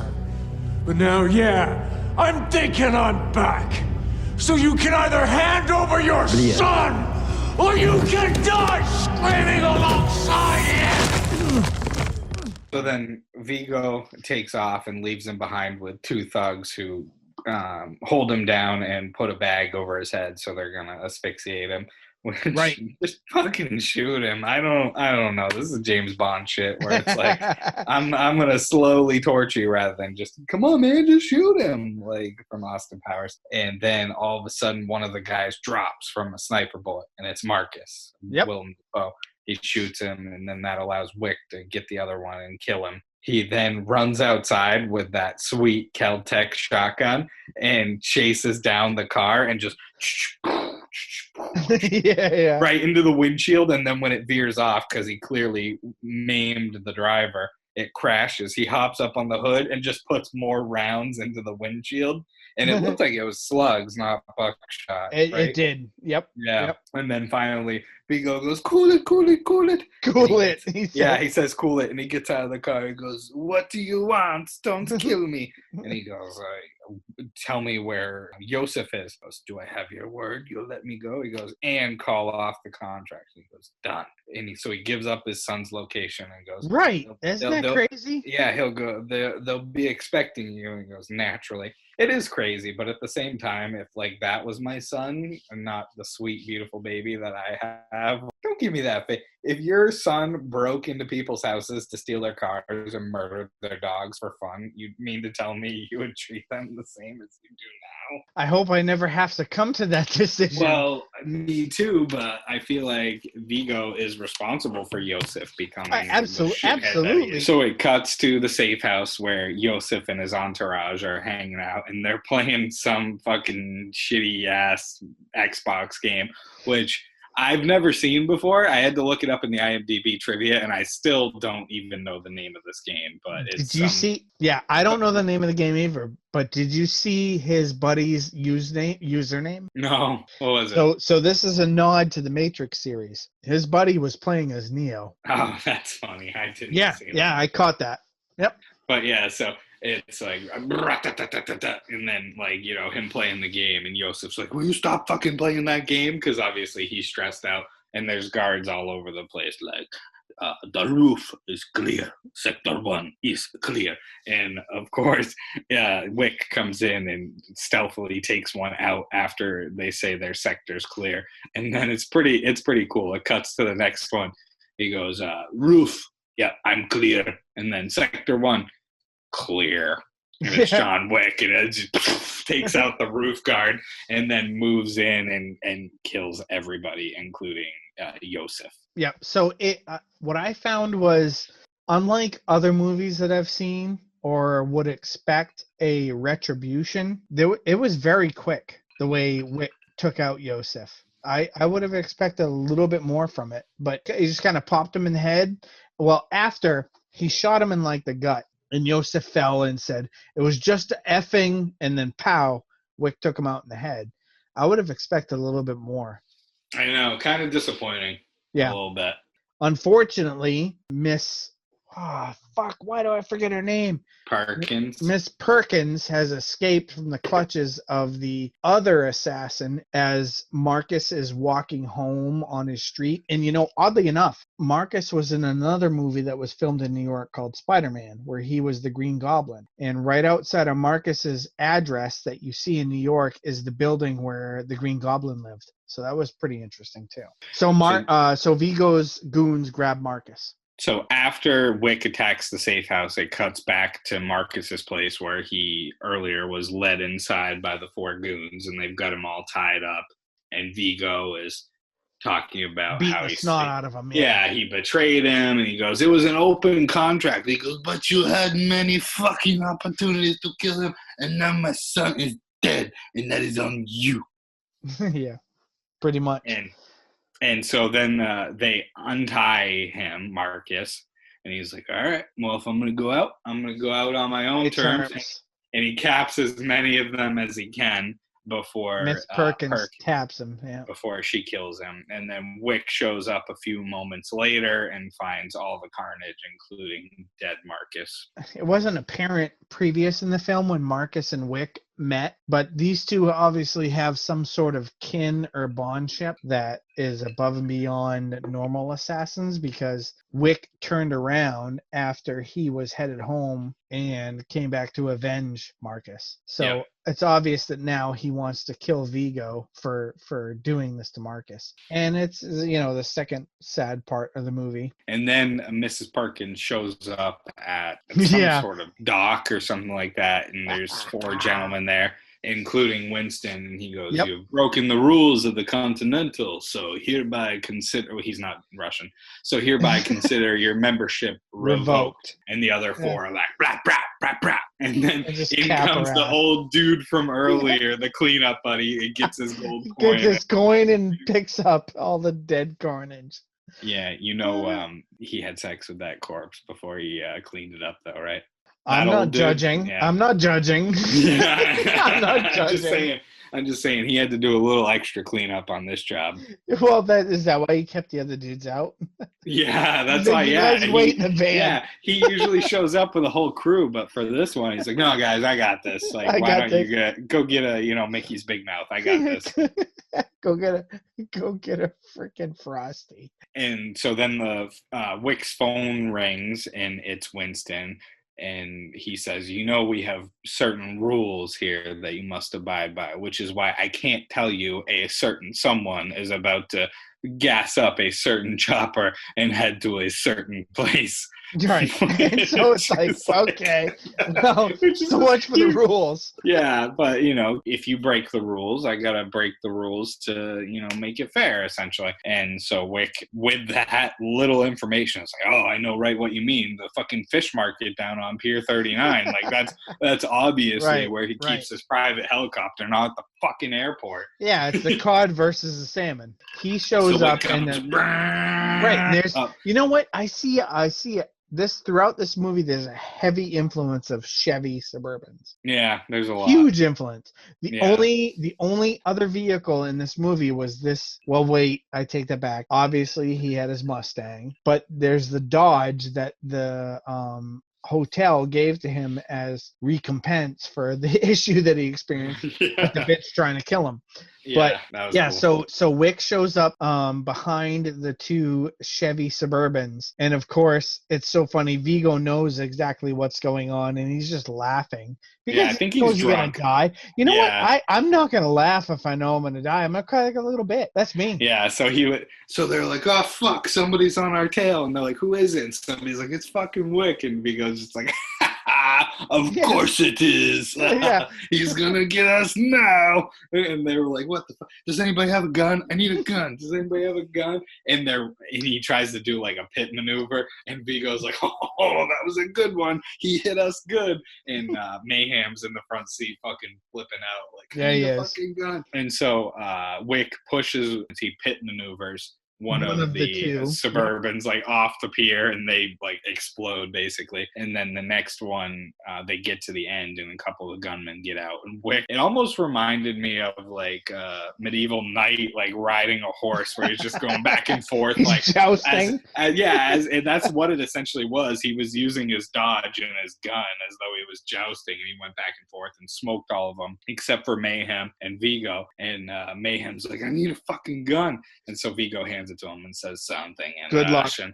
Yeah, and he goes, fucking English for the last time. He goes, good luck, bitch. And he gets out and gets smoked pretty much. He does. Yeah, Wick. Wick shoots him in the leg and then does a spin maneuver as he's approaching him. So he goes through the passenger window and just he keels over. You'd all state be better protected from Mayhem like this. Yeah, because that's all I thought about while he was capping him was Allstate. And somehow Wick lost sight of Vigo during this, so he at the end he goes running up to the SUV, and like a scary movie, the killer's not in the back seat, and he's like, what the fuck?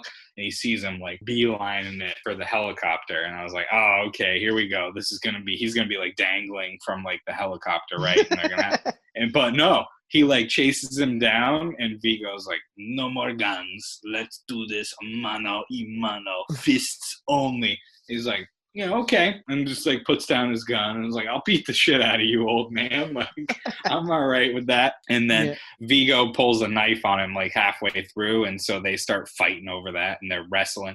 And Vigo's trying to like slowly, like Saving Private Ryan again, like stab him with it. And Wick does an insane move where he pulls the knife. Stabs himself. Yeah, he pulls the knife into himself. So that way he can get the knife. Yeah, so Vigo's like, what the fuck? And while he's watching that, he breaks his arm, pulls the knife out, and stabs Vigo with it multiple times. That's crazy. When I saw it, I go, he's either one of two. No, I thought he was trying to kill himself. Why would you stab yourself? Because he helped Vigo stab him. Yeah. It worked, obviously. Yeah, it did work. And so then Vigo slowly dies. Oh, one thing about this scene. Again, I can't wrap my head around why they spent $5,000 on CGI dog shit. If you notice, the thunder and lightning off in the background was very, shitty. Not only did it time itself perfectly that the second you saw the lightning, there was thunder, which means it would be like right above you, not off in the distance.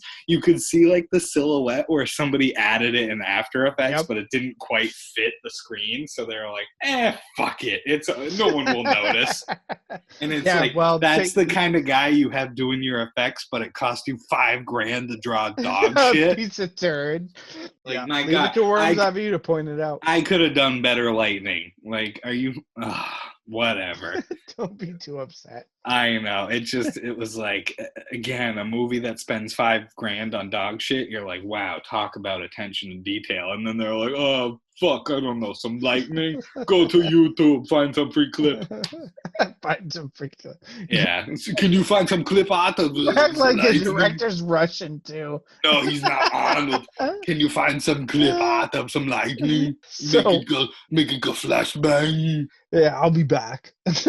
He stabs him, and the last thing they say to each other, well, Vigo says to John Wick, I'll see you around, or something like that. And he says, yeah, I'll see you. And that obviously cuts into the very beginning of the movie where John Wick is in this suburban that hits the dock, and he gets out. And initially I was thinking that, you know what, he wants to die. He wants to be reunited with his wife. But then during the video clip that he actually was able to hit play on, she says, John, it's time to go home. And surprisingly, he wakes up, opens his eyes, he gets up, he stumbles to I don't know what vet clinic would be at a fucking port, but he stumbles into a veterinary. Maybe that's where they quarantine the foreign dogs before they. Yeah, those are China dogs. Yeah, they're meant for the Chinese restaurants in Boston. Oh, see now, racist. I'm not racist. I call Chris.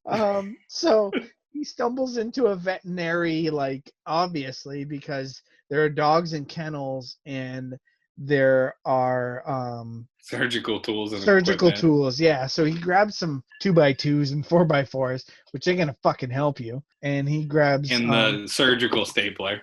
Right. And he staples himself up, and he grabs a pit bull, and he says, hey, it's time to go home. I was going to say, he looks around all the different types of dogs that were there, and he selects a pit bull, which tells you that after 48 hours with a beagle, he said that was fucking enough. I ain't doing that again. And he goes with the ferocious pit bull. I've owned a pit bull before too. She was the sweetest dog ever. So pit bulls aren't a bad breed, but just goes to show you that after 48 hours with a beagle, you'll take a fucking rescue pit bull and be like, I'll take my fucking chances. Is that why you beat your dog? I do not beat my dog. I know you don't. I'm just kidding. He deserves to be beat, though. So the very ending of the movie is John Wick walking down the shores of the New York skyline with a rescue pit bull. Well, stolen pit bull. New York. Good. Heading home. So I have three things that I didn't mention before that I want to say about the movie. Please. There's a lot of killing and a lot of bullets fired in this movie. So I thought to myself, well, how many MFers died and how many bullets were shot? There were 302 bullets that were fired for a total of 128 kills. There were 100. It's not bad. So about 3 rounds per kill. Well, obviously, once he was outside that church, he was missing. His KD ratio was off. But that's pretty impressive. 128 kills in this movie. That's insane. Yeah. And speaking of which was, let's hit to a superlative real quick while we're on this topic. What was your favorite scene or / kill? Him running down the street with that Kel-Tec shotgun. Oh, really? That was your yeah. best? All right. It was just so sweet. Just his, the Suburbans, coming right at him, and I just love cool shotguns, like the Spas 12, from Jurassic Park. You remember that one?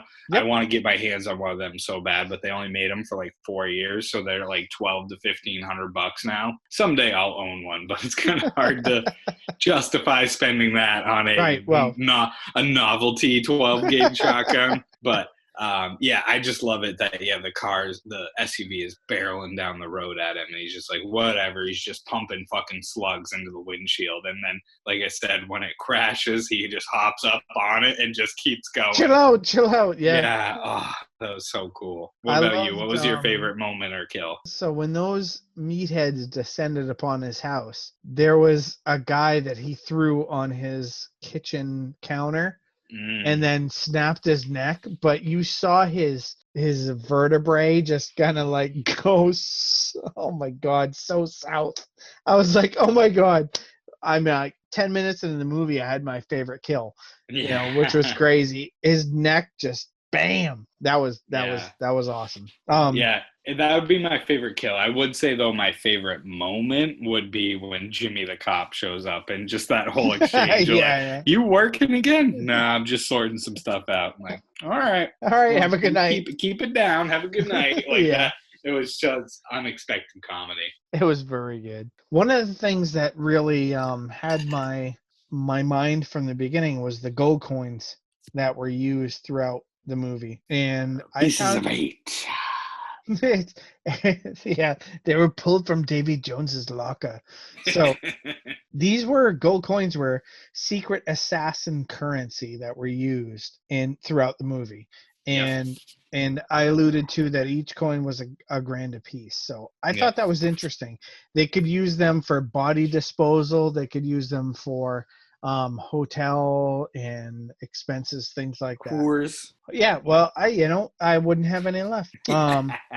So another thing that I was curious about was how many actual guns were utilized during the filming of this movie. All right. So I took a interest in that and Googled it. Do you have any idea? Or do you have any call-outs? Do you mean different models or individual pieces? Correct. No, correct. Individual pieces. So handguns, shotguns, semi-automatic, fully automatic rifles. So there was 128 people who died. So each one of them had a gun, and then some of them had multiple. Is that what you're saying? I was just curious. Each model. Oh, okay. Each model in the movie. So I'd say 30. 20. 20 different guns used. So there's a couple I recognized, but some that I was like, there were some Glocks. There were 2 shotguns. There was MP5s. There were Scars.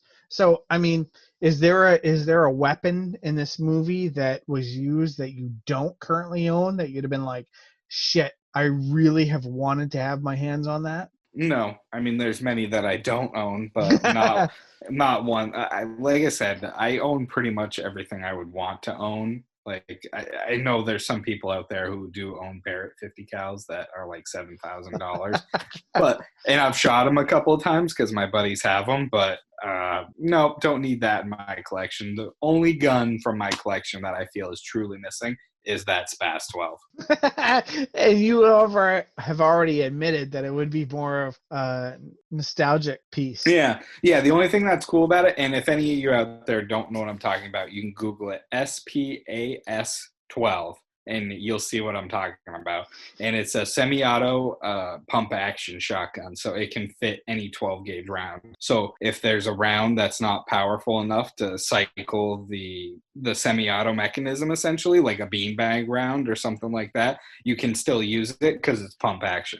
So it can literally take any 12 gauge round. So you can put flechette, dragon breath, and it just looks like super sci-fi. It's just cool. It's like, and Jurassic Park is my favorite movie, and I fell in love with it when I was like 7 years old. And there was the Spaz used in that.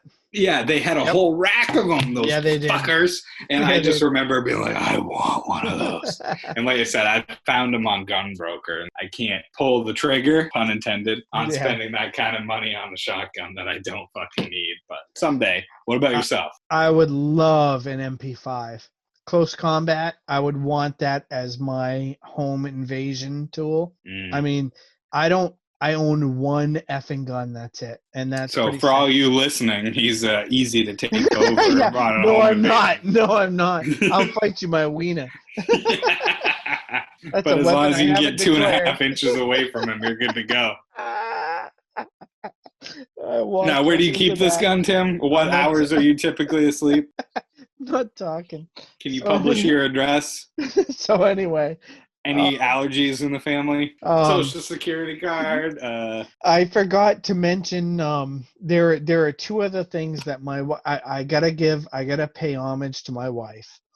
She sat with me through this movie despite my many pauses and despite my many laughs and comments. I did mention something about gas prices not going through COVID-19. Yeah. She did have two other comments that I feel that I'd be neglectful I didn't mention them.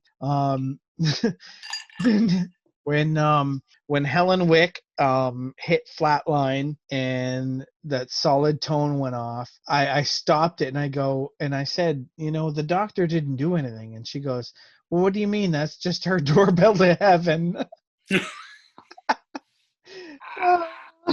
That's good. I might have to steal that from her. So I said, honey, write that down. That was funny. Another one was when they showed up, and I forgot, I mentioned to it earlier in the podcast, but I forgot to bring it up, was when they showed up at the Red Circle Club. I used to do, and granted, remember, I was your age one time. Okay, let me say that. Many moons ago. Many moons ago.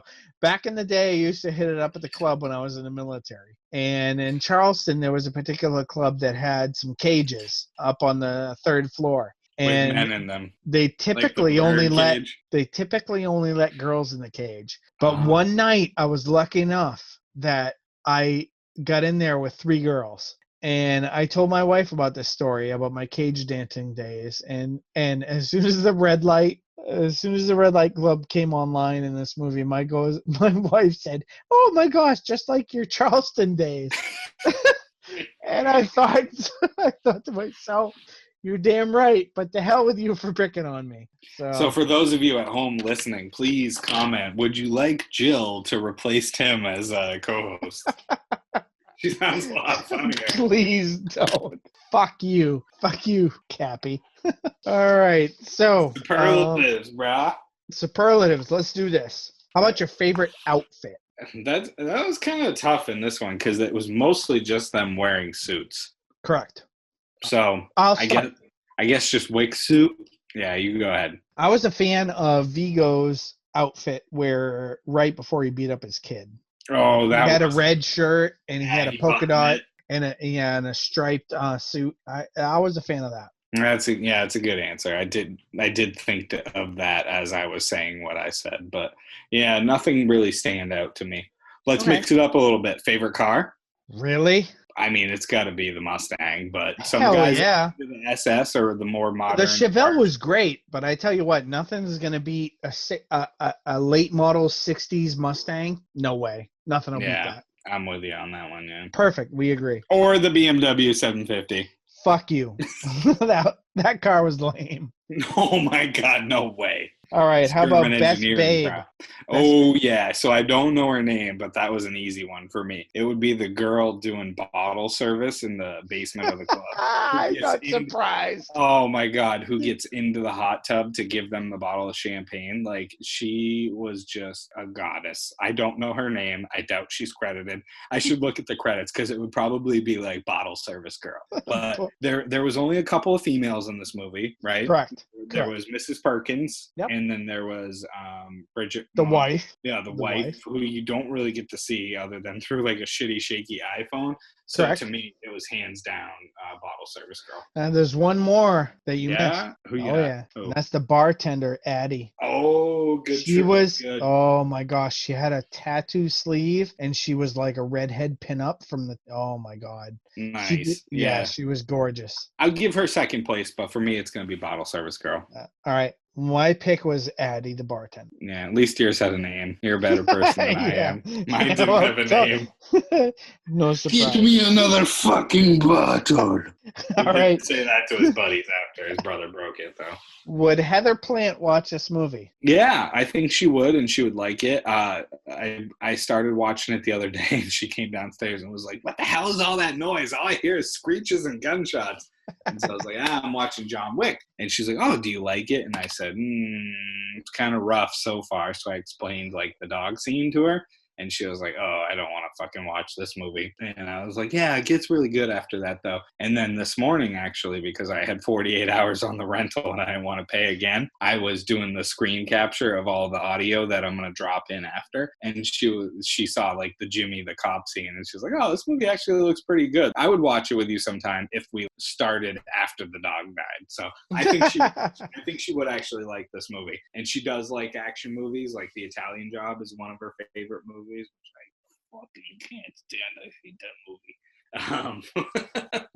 But yeah, I think she would like this. Nice. What about Chili? She watched the whole thing with you? She watched the whole thing with me. So yeah, she absolutely watched it, and she actually liked it, which was pretty good. Who would you be and why? So I'd probably be Joseph. Yeah, I would. Joseph, really? And I'd drive a BMW. No, that wouldn't be me. I'm giving your answer. You start. Who would you be? I'll start. I would be Emilio. I'm sorry, Aurelio. Because I'm not a killer, but I'm a lover of cars. So I would own a chop shop, and I would literally punch out the lights of some motherfucker who stole that Mustang. So I really think that... Or killed the dog. Right. Yeah, because I'm not about killing innocent things. I mean, if that dog was guilty, sure, kill him, but he didn't do anything wrong. I.e. my Beagle Bailey. No, he did nothing wrong. I'll send him to your house. He's dumb from the beatings you give him. Oh, please. I'll send him to your house for a weekend. No, I'm good. I'm good. So who would you be? Yeah, I think I might be Marcus. All right. Yeah, so that's Willem Dafoe's character. Because I could see myself, I think I could be an assassin. Like, I think for $2 million, I could kill most people. But I say most because I do have standards, much like Marcus. So I'm not a Perkins. I wouldn't have been able to take out my old buddy Wick either for $2 million.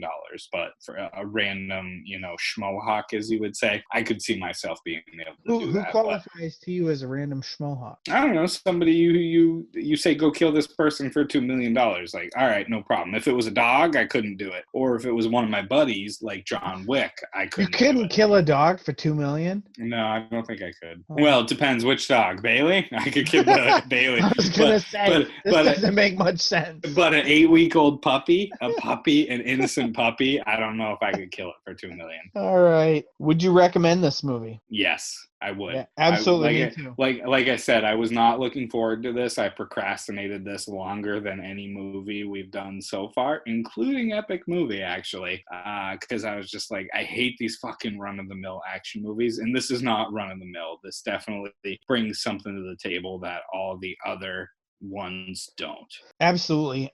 This ticked all the boxes for me. There was a lot of action, but yet it also had towards the beginning an element of softness. You can't help but communicate with him. Nobody, I think, in our listener audience is an assassin, and so you can't help but feel the pain that he feels with the whole bit about his wife leaving him a last gift. Oh my God, that I really think that if somebody stole that from me, I would go off the deep end as well. And I don't nearly have the talents this fella does, and I definitely don't have as many guns as he does. But I would probably die killing 2 people out of the 128 he killed. Yeah, no, I agree. You definitely felt for him and felt this guy literally has nothing to live for. And Keanu Reeves actually has experienced a lot of tragedy in his life, so I don't think it was that much of a stretch for him. Him and his ex-wife, because she passed away, had a stillborn baby like 2 years before she then died in a car accident. So he has actually experienced a shit ton of trauma in his own life. And I think one of his or both of his parents passed away from cancer or something like that. So this poor guy, his entire life as a real person has been just filled with tragedy. So I don't think he had to dig too deep when he started doing this role. Which is unfortunate, but maybe beneficial for him. Yeah. Burger score. What would you give this movie, John Wick? I would give this a 4 out of 5. I really did enjoy it, especially for an action movie, which is typically not something I'm into, but this was really enjoyable. after the first 10 minutes. And I think this appeals to a very wide audience, where some of the movies that we've done are a little bit more niche, if you will. But this one, I think, appeals to most people. I'm on point with you. I gave this a 4 out of 5 as well, mainly because I love a lot of action, but I also appreciate the fact that they hit on some of the other emotional notes that we have already discussed. So 4 out of 5 for me on this one. Rotten Tomatoes score. What would you guess that Rotten Tomatoes score had on John Wick? This has got to be good. I mean, they had to have liked it. I'm 83%. 83%. Yeah, Says Thatcher. that's right. Prior to reviewing, I thought that, critics would probably give this a 90. Okay. And I think I was being generous, but I, again, a little bit, but not I much. thought that, that the emotional notes and whatnot. Rotten Tomatoes score 86%. Damn. So you are closer. I almost went with 85 too, but I was like, I should shave off a couple points, because I bet they, they seem to appreciate things as they age a little bit. Yeah. Well, that's good. I think they were spot on with that. I think this is really good, and it's got a couple sequels out there that I definitely want to check out now after watching this. So yeah, I'm excited to see John Wick 2. And John Wick 3, better bellum. Yeah, we'll start with 2. All right, so we got a spin for our 2000s genre. I'm hoping for something better than epic movie. All right, can I spin the wheel, please? You can spin. All right, here we go. Ready? All right, action adventure. So ooh, nice. All right. So we're doubling up. We went from John Wick to action hopefully, to another action adventure movie. All right. Do you want to spin it this time? No, please. All you, buddy. All right, ready? Poor Jill. That's the noise that she has to hear when you're sweating on top of her. All right, Into the Wild. Oh, nice. I have. That's based on a book, right? Was that what, Jack Kerouac, or am I completely off base? I don't remember, but man, this is a true story. Wow, terrible, Is it? Terrible. Yeah, I never read the book. I never saw the movie. Have you seen it? I have. Oh, all right. I won't spoil anything then. No, it's very good. Very good. Is it? Yep. So it's from 2000, 2.5 hours. It's from 2007. I want to see who wrote this, though, because this was a book, right? Yeah, I believe so. And John Krakauer. I was close with Jack Kerouac. Yeah, you were. Right initials. All right. So we are going to be watching 2007 action adventure Into the Wild for our next episode. And we're going to see if we can do a bonus episode via Zoom right after this. So hopefully we can. Please give us your comments on this movie. And as always, we thank you for listening. Thanks for listening. See you next time.